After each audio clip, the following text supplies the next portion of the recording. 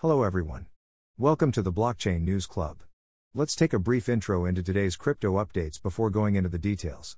A financial expert says that the World Economic Forum's Great Reset plan will fail if the cryptocurrency market isn't regulated, and that it's important for homogenized cooperation. The chair of the House Financial Services Committee, Patrick McHenry, issued a statement today as he led its organizational meeting for the 118th Congress. He said that Americans have lost billions of dollars in digital assets to bad actors on Gary Gensler's watch. Tuesday, Cramer of CNBC told investors that the crypto market is in bull mode, so buy on the dip. Ripple continues to explore the possibilities that central bank digital currency can unlock for countries. XRPL can remedy challenges faced by countries in deploying CBDCs. Pro-XRP activists and legal experts are using yesterday's LBC price spike as an example of what might happen to XRP's price if Ripple wins the lawsuit against SEC. A recent update from an XRPL Labs lead developer, Ytzy Wind, discloses the development of a hook sidechain with XRP as the native token. Let's explore if it can drive the price back up. Before we dive deep into today's updates, please subscribe to our Blockchain News Club channel. It will help us immensely. World Economic Forum's Great Reset could fail if crypto remains unregulated. Financial analyst believes unregulated cryptocurrency market would defeat WEF Great Reset plan and homogenized collaboration is necessary. Nigel Green of the De Vere Group cautioned that the World Economic Forum's Great Reset goal might spectacularly fail if cryptocurrency markets are not regulated by governments. U.S. crypto regulation to play a major role in Great Reset strategy. According to the WEF's official Great Reset declaration, U.S. laws will likely have the largest influence on the Great Reset strategy's goal of homogenizing global financial markets to build a one-world system. As we enter a unique window of opportunity to shape the recovery, this initiative will offer insights to help inform all those determining the future of state-global relations, the direction of national economies, the priorities of societies, the nature of business models, and the management of global commons. More action, less talk on crypto regulation, says De Vere CEO. Green said nations should act rather than talk crypto regulation at Davos. The leaders at the WEF in Davos must demand that their financial authorities stop talking the talk and start regulating the cryptocurrency market. No more platitudes on regulatory inspection. Must act. If the 2023 WEF meeting fails to progress crypto legislation, they will have catastrophically failed. Green listed 3 reasons why crypto needs more rules, namely that institutional adoption requires better confidence and lower volatility. Bring crypto into the regulatory tent and hold it to the same standards as the rest of the system, he said. Fraud was Green's second motivation.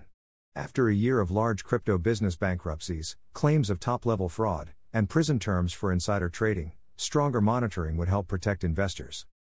Finally, regulation would give governments that adopted a potential long-term, a sustained economic benefit as crypto is largely considered as the future of finance. Nigel Green calls for a sensible and doesn't restrict innovation or undermine the essential character of the digital assets and market worldwide regulatory framework. He concluded, cryptocurrencies are here to stay and the industry is only going to develop rapidly. The chair of the House Financial Services Committee, Patrick McHenry, issued a statement today as he led its organizational meeting for the 118th Congress. McHenry said that under his leadership, the committee is ready to boost innovation as well as pursue policy that fosters economic opportunity for all Americans. Noting the partisan differences between the two sides of the aisle, McHenry struck an optimistic note, stating there have been times they have agreed and worked together on certain issues, adding that his door is always open to discussion. Let's listen to this.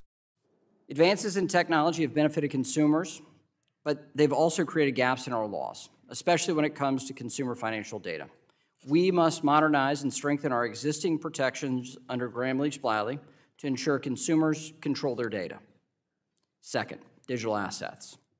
Gary Gensler's regulation through enforcement isn't protecting consumers. Americans have lost billions of dollars in digital assets to bad actors on his watch.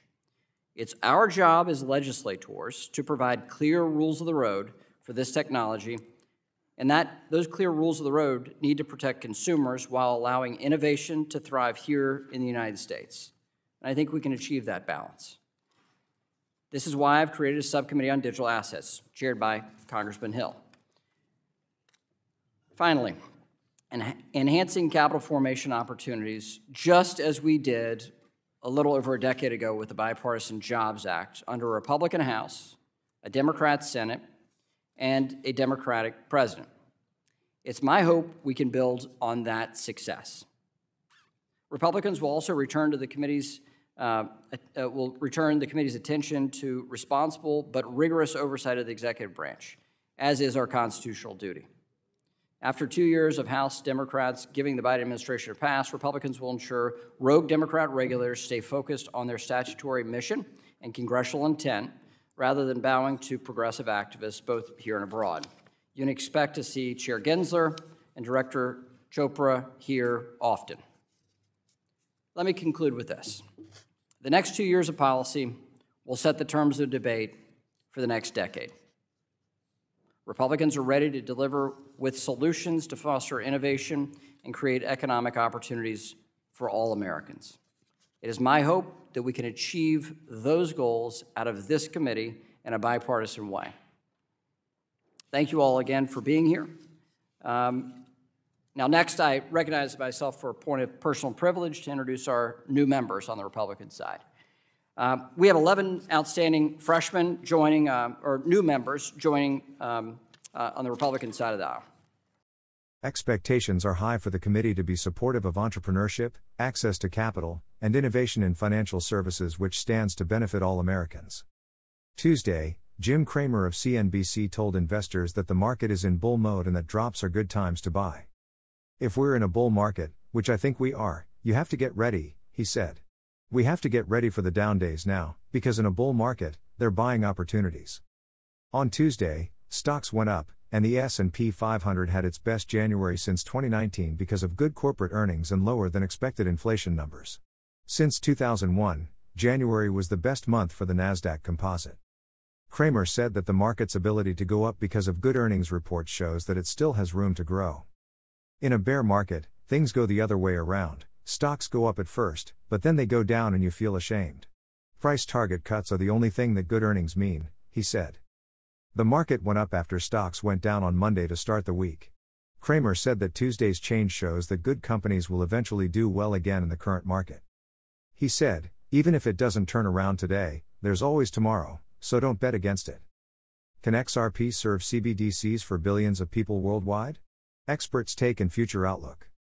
The company that made the XRP ledger blockchain, Ripple, is still looking into what central bank digital currency can do for countries. As part of its university blockchain research initiative, Ripple has recently shown how countries are facing problems and making progress with CBDC adoption.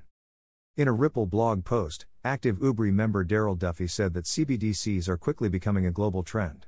The professor at the Stanford Graduate School of Business pointed out that more than 100 countries, which make up 95% of the world's GDP, are working on a CBDC.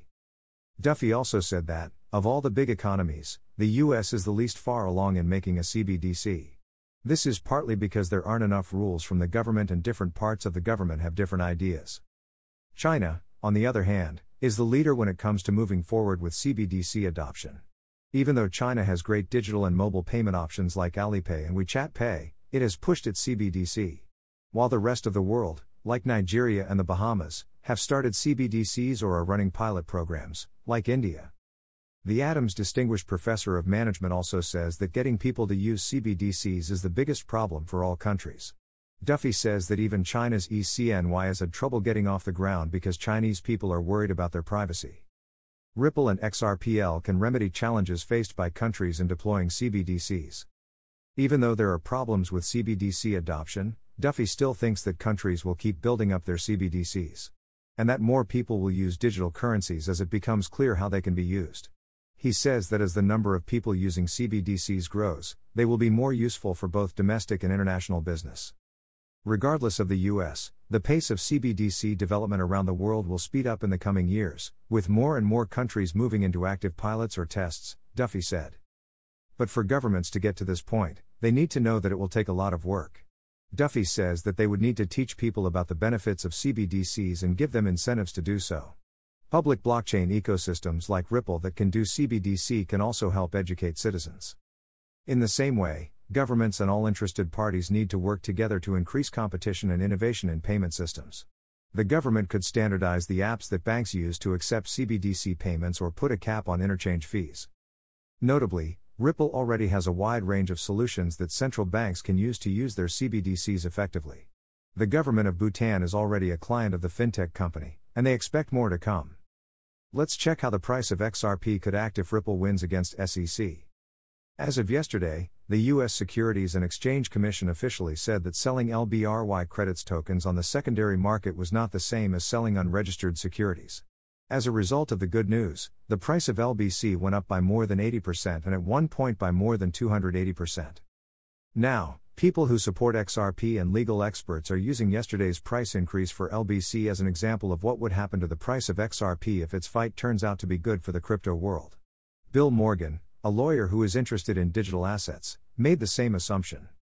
The case of LBRY and its tokens is similar to the lawsuit between Ripple and the SEC over XRP, where one of the charges is selling securities that haven't been registered. When LBRY lost its trial with the Commission earlier in 2022, many people wrote that it was a big setback for Ripple. The case between Ripple and the SEC is now in its third round, but it seems like the chances of ending this fight have never been higher than in 2023. In its most recent quarterly report, the crypto company talks about the same hope. At this point, both sides are likely to settle or get a summary judgment to end the argument. XRPL hooks are ready as a sidechain, and XRP will be the native currency for real-world uses. Wyatt Wind, a lead developer at XRPL Labs, recently gave an update in which he said that a Hook sidechain that uses XRP as its native token is in the works. Hook is a new product that aims at giving users on the platform the freedom to tailor apps to their specific needs and requirement through smart contracts. It will bring smart contracts, which are synonymous with other chains, to the XRPL, enabling individuals, enterprises, and governments to build and implement their products on their own rules. Wyatt Wind let a user know that XRPL Labs signed a security contract last week after being asked to do so. Wind says that after the audit, developers will push out the sidechain with any changes made because of the audit. Wind also said that he had faith in hooks, saying that people will be able to use the sidechain in real life before it goes live on the mainnet. So, he said he hoped the sidechain would pass its stress test, which would make it easier to implement on the mainnet. For clarity, Hooks is a plan to add smart contract capabilities to the XRP ledger. The XRP ledger is known and liked for how fast it is and how low the fees are, but it is not flexible. We realize that, even though the XRP ledger already has a lot to offer, developers and businesses need a lot of flexibility, the team said in a statement. Letting them build not only what is possible today, but also what they can think of for tomorrow. Hence, hooks. Transactions or hooks are small pieces of code that work well. They are set up on an XRPL account so that logic can be run before or after an XRPL transaction. These hooks can be very simple, like reject payments under 10 XRP, or more complex, like send 10% of all outgoing payments to my savings account. Wind says that work on hooks has been going on for over 2 years. But validators can't vote on it yet, which shows that mainnet deployment is still a long way off. According to information that came out in July of last year, developers released Hooks Builder, a development environment that can be used in a web browser and lets users make XRPL smart contracts that can be used on the Hooks testnet. At the same time, developers are working on a sidechain for the XRP ledger that works with the Ethereum virtual machine. Testing is already going on, which is a big deal. It will give the XRP ledger access to smart contracts on Ethereum. Will Hook make the price of XRP go up? Hook makes the XRP ledger much easier to use at a high level. Businesses and developers have a lot of freedom when it comes to how they use smart contract features. With Hook, businesses and developers can save incoming transactions automatically, use light accounts without account reserves, keep track of customers' loyalty points, automatically park VAT, and do other things. Because of the new features, businesses that already use XRPL will integrate them more, and developers who want to use it will start using it. It will also make XRP more valuable. Since the market value of cryptocurrency projects is based on how useful they are, Hooks could make XRP more valuable if it makes it more useful. Thank you for watching. Please subscribe to our channel for regular updates in the blockchain community.